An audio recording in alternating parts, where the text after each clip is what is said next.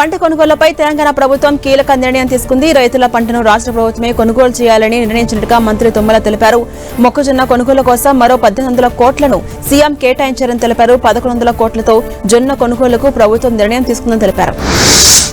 గాంధీభవన్ లో పార్లమెంట్ నియోజకవర్గ సమావేశం రసాబాస్కు దారితీసింది. గోషామహల్ ఇన్ఛార్జిగా సునీతారావును తప్పించాలంటూ కాంగ్రెస్ కార్యకర్తలు మాజీ కార్పొరేటర్లు డిమాండ్ చేశారు. ఈ విషయంపై మల్లు రవితో మాజీ కార్పొరేటర్స్ వాగ్వాదానికి దిగారు. నియోజకవర్గాన్ని సునీతారావు పట్టించుకోవట్లేదని, పార్టీ నష్టపోతుందని కార్యకర్తలంతా ఆవేదన వ్యక్తం చేశారు.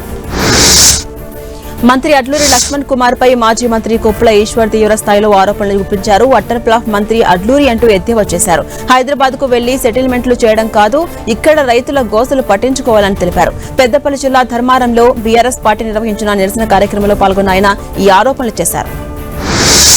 గోదావరి జలాల వినియోగంలో విఫలమైందని రేవంత్ సర్కార్పై తెలంగాణ బీజేపీ చీఫ్ రామచంద్రరావు తీవ్ర విమర్శలు గుప్పించారు. గోదావరి జలాల వినియోగంపై సీఎం రేవంత్ రెడ్డికి రామచంద్రరావు లేఖ రాశారు. జలాలు సద్వినియోగం చేసుకోవడం లేదని ఆరోపించారు. గోదావరి జలాల వినియోగంపై వెంటనే చర్యలు తీసుకోవాలని, తెలంగాణకు కేటాయించిన నీటిని పూర్తిగా వినియోగించుకోవాలని తెలిపారు. మంత్రి పొంగులేటి శ్రీనివాసరెడ్డిని తమిళనాడు విద్యాశాఖ మంత్రి పి విశ్వనాథన్ మర్యాదపూర్వకంగా కలిశారు. అనంతరం తమిళనాడు మంత్రిని ఘనంగా సత్కరించారు. తమిళనాడులో దాదాపు 59 సంవత్సరాల తర్వాత కాంగ్రెస్ పార్టీ తరపున మంత్రివర్గంలో చోటు దక్కించుకోవడం చారిత్రాత్మకమంటూ మంత్రి పొంగులేటి పేర్కొన్నారు. మంచిర్యాల జిల్లా నస్పూర్ పరిధి తీగల్ పహాడ్లోని గోదాం వద్ద గుడి హత్నూర్కు చెందిన రైతు శంకర్ చనిపోయిన విషయం తెలుసుకున్న ఎమ్మెల్యే ప్రేమ్ సాగర్ రావు దిగ్భ్రాంతి వ్యక్తం చేశారు. మృతుని కుటుంబానికి 50,000 ఆర్థిక సాయం పార్టీ నేతల ద్వారా అందించారు. అలాగే మంచిర్యాల శ్రీరాంపూర్ లారీ అసోసియేషన్ల ద్వారా 20,000 అందించారు.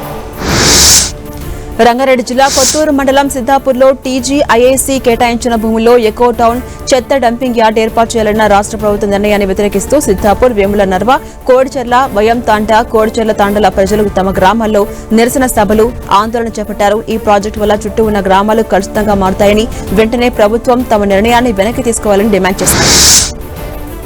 ములుగు జిల్లా వెంకటాపురం మండలంలో డయాలసిస్ కేంద్రం లేక కిడ్నీ రోగులకు ఇబ్బందులు తప్పడం లేదు. అత్యవసర చికిత్సల కోసం రోగులు ఏటూరు, నాగారం, చర్ల సుదూర ప్రాంతాలకు ప్రయాణించాల్సి వస్తోంది. ఇప్పటికైనా గిరిజన ప్రాంతాల్లో ప్రభుత్వ వైద్యశాలను మెరుగుపరిచి సరైన వైద్యులను నియమించాలంటూ రోగులంతా కోరుతున్నారు. జయశంకర్ భూపాలపల్లి జిల్లా కాళేశ్వరంలో జరుగుతున్నటువంటి సరస్వతి అంత్య పుష్కరాల్లో మాజీ మంత్రి బీఆర్ఎస్ ఎమ్మెల్యే మల్లారెడ్డి పాల్గొన్నారు. సరస్వతి అంత్య పుష్కరాలు ఆధ్యాత్మికంగా ఎంతో విశిష్టమైనవని, రాష్ట్ర ప్రజలంతా సుఖశాంతులతో ఉండాలని ఆ స్వామివారిని కోరుకున్నట్టుగా తెలిపారు.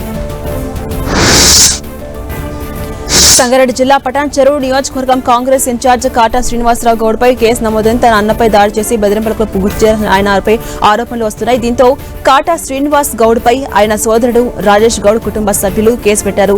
గొడవకు ఆస్తి వివాదమే కారణమని సమాచారం.